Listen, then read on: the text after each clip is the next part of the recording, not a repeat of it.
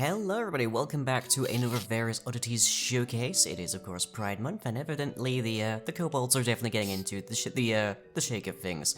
So, I have a few things to show off today, but things are very much winding down as we move towards the release of version 5, hopefully this week, but we'll see how well I achieve that goal, because heck knows, I'm not great at them.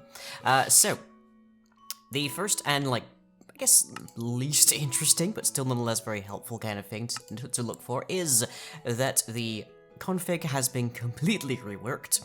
So everything has been now broken down. It also has its own folder inside the config file, so it is no longer just 3 different text files. They now actually have their own folder that they all appear in, and things have been broken down with descriptions and everything, so you can actually check out what happens and where things go. Under here, we also have the verbose logs, which you can use to get quite a bit more information if something happens to go wrong, for instance, which is kind of helpful in my case, because, hey, that helps me get actual, useful test data whenever things do happen to hit a bug. But that is mostly stuff that you're going to be finding that we've already discussed. The magic section has a bunch of stuffs, so we can disable the inscribing, we can add a list of spells that you just cannot get access to, we can change the maximum minimum spell levels, which similarly prevents certain spells from appearing, but forbidden spells that lets you just pick very specific ones if there's only 1 or 2 that you don't want access to. For instance, if you don't want the chug loading spells in, you can make sure that those are just added to forbidden spells and are completely unobtainable. But otherwise, if you want to say make sure that there's only 3 levels of spells, you can just reduce the maximum spell level. But that is more or less the dullest portion of what I have to show today, but that is nonetheless quite significant. And the first thing I have to show off is the teleport spell. This is particularly important because this is actually, well, firstly, it has 2 modes, as most things do. So if you just use it normally, you can just teleport around wherever you like. Has a range of 64 blocks, and if we enable the alt fire, we can do something a little bit more impressive.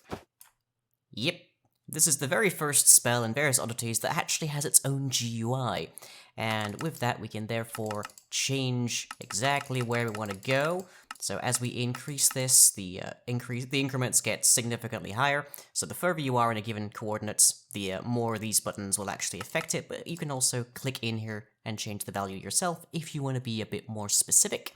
If you try to teleport into a solid masser, it will try to shove you out of it, but no guarantee that it actually succeeds, and it will always prevent you from going below the Y level of 1, so you will it should never teleport you under the bedrock or into the bedrock.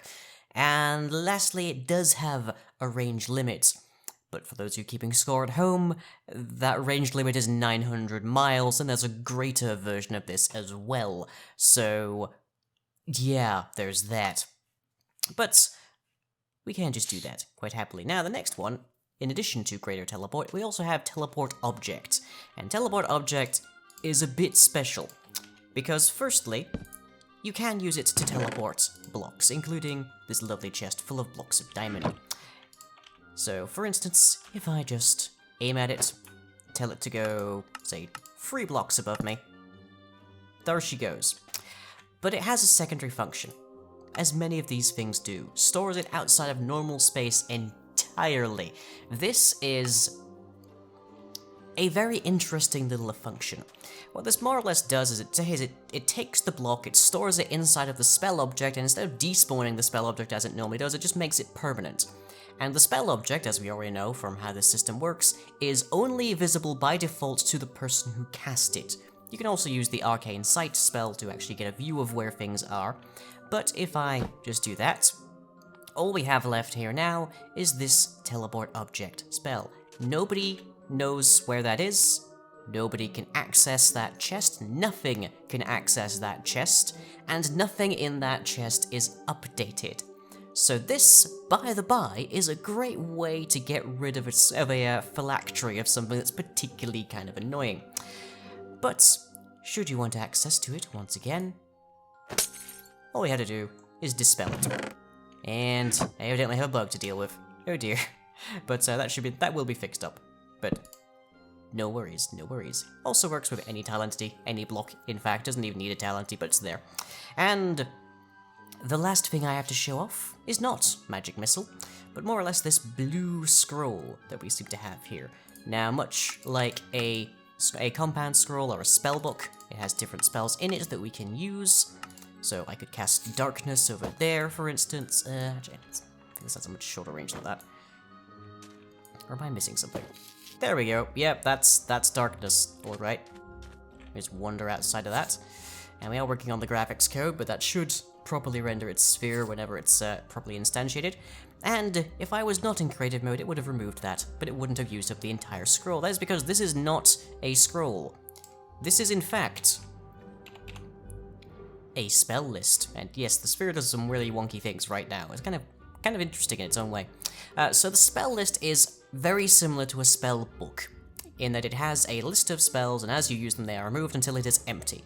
But unlike a spell list, you cannot add or remove spells from the spell list, and when you sleep with them in your inventory, they will automatically replenish their spells from a hard-coded list. So in this case, we have Magic Missile, Darkness, and Cure Light Wounds. So if I use those 3 spells, and then the spell list is empty, I can put it in my inventory, go to bed, and then I will wake up with those 3 spells back in there. And you can also have a data value that will tie this to a specific player, so only that particular player can use the spell list.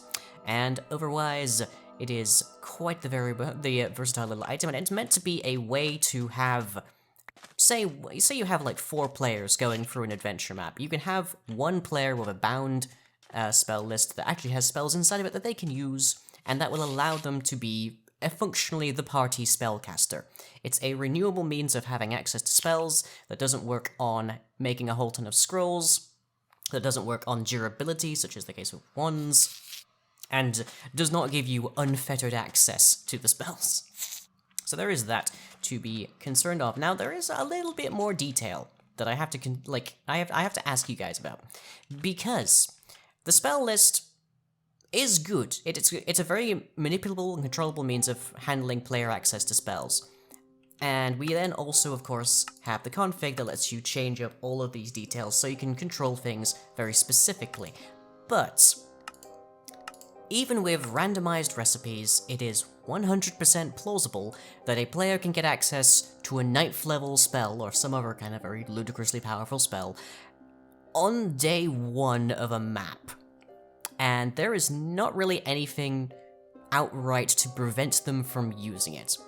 And that could be a considerable problem, for instance, in a multiplayer environment where you're running around and somebody figures out the spell combination for Magic Missile on day 1, or they figure out the spell combination for Word of Death on like day 1, and that will more or less kill basically anything. So you have to wonder, how do we control that a bit better? Now, the first and most obvious option that I have is that I can create an internal value for all players, which is, say, one player is level 9 and another player is level 2, and if your level is lower than the caster level of a given spell, which is usually equal to spell level times 2 and then minus 1, then you cannot cast that spell, or indeed even inscribe it. And that would be a great way of actually, like, making sure that there's progression necessary, that you have to do things to actually be able to get access to the better spells, and everyone starts out only being able to use 0 and 1st level spells. I can then add a couple of commands that allow you to manipulate that for adventure maps, for instance. So you can give somebody a spell list that has 0 through to 9 level spells, but they only start out being able to cast a few of them, and they just get more and more as they go along. But that then raises a question, and that would be, assuming that you're not in an adventure map and that feature is enabled, because I feel like that should be a toggleable kind of thing. How do we determine if a player should level up, as it were, in just regular play? So go back to the multiplayer server concept. What should trigger that a player... Where is there a... Oh, there you are. What should trigger that a player should get a level up outside of command usage? let me know in the comments. But other than that, that's about all you're probably going to see before Various Oddities release version 5. Hope you've all enjoyed, and I'll catch you all as ever next time.